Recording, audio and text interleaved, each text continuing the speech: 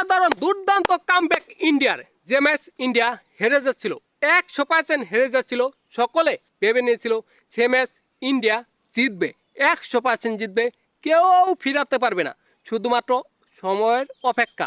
শুধুমাত্র ইন্ডিয়া এ ম্যাচ জিতবে না, ইন্ডিয়া পরের ম্যাচ জিতবে, ইন্ডিয়া WTC ফাইনাল খেলবে এবং WTC ফাইনাল জিতবে, চ্যাম্পিয়ন হবে, শুধুমাত্র সময়ের অপেক্ষা।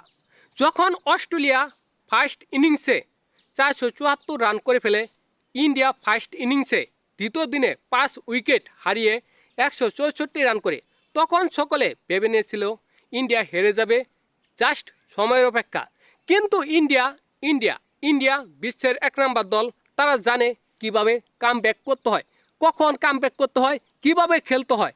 ইন্ডিয়া ওই ইনিংসে করে ফেললো 369 রান, নীতিশ কুমার রেড্ডি 114 রান করলো।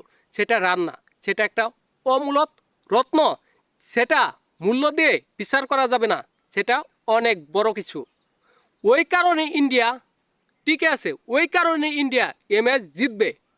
যখন আবার অস্ট্রেলিয়া 105 রানে এগিয়ে থেকে ব্যাটিংয়ে নামলো, তখন ইন্ডিয়ার বলারগুলো জাস্ট আগুন হয়ে গেল। তারা অস্ট্রেলিয়াকে ব্যাট করতেই দিল না, উইকেট উইকেট উইকেট।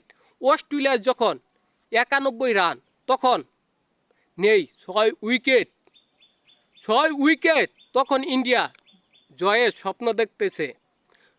স্বপ্ন দেখতেছে, ইন্ডিয়া জিতবে, নিশ্চিত জিতবে, এমন একটি পরিস্থিতি অস্ট্রেলিয়া করে ফেললো। 9 উইকেটে 228, ইন্ডিয়াকে টার্গেট দিয়ে ফেলেছে 333 রান। ইন্ডিয়া এ ম্যাচ জিতবে, কারণ ইন্ডিয়ার হাতে রয়েছে একটা দিন। কালকে অস্ট্রেলিয়া কি করবে, 1 উইকেটে কত রান যোগ করবে, 10, 15, সর্বোচ্চ 350 রান টার্গেট দেবে। এ রান ইন্ডিয়া করে ফেলবে, অনায়াসে করে ফেলবে। জাসপ্রীত বুমরা 4টি উইকেট নিয়েছে, মোহাম্মদ সিরাজ 3টি উইকেট নিয়েছে এবং জাদেজা 1টি উইকেট নিয়েছে এবং একজন রান আউট হয়েছে স্টার্ক। ইন্ডিয়ার অসাধারণ কামব্যাক, দুর্দান্ত কামব্যাক। ইন্ডিয়া কালকে জিতবে, ইন্ডিয়া এ ম্যাচ জিতবে, ইন্ডিয়া WTC ফাইনাল খেলবে এবং ফাইনাল জিতবে, শুধুমাত্র সময়ের অপেক্ষা, চাপাবাজি নয়।